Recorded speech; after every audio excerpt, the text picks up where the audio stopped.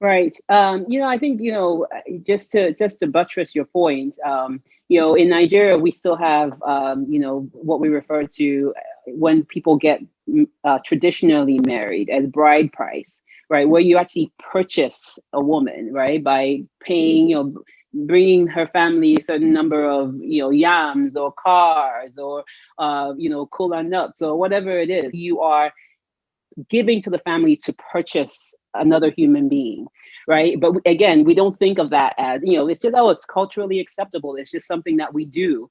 But those are all the sorts of things that, you can hear a man 5 6 years later who is then physically abusive to his wife and says, she's my property, and then you have the family members saying, yes, she's your property, so you can, so these are all things that we have to start to dismantle. And that's where the really hard work comes in, because essentially what you're saying is, no, we're not trying to impose quote unquote Western values. No, we're actually just saying to you, like, let's strip this down to the bare essentials. God created man and woman at the same time, gave them the same commission, empowered them the same way. He may have formed the woman later, but when you go back to the biblical reading, man and women were created at the same time and given the same commission, given the same empowerment.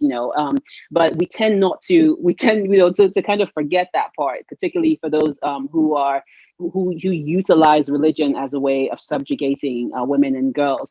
But what we're trying to do is really unravel all of that. And it's tough, difficult work, because imagine these are generations upon generations of people who have thought this way, who believe in this way.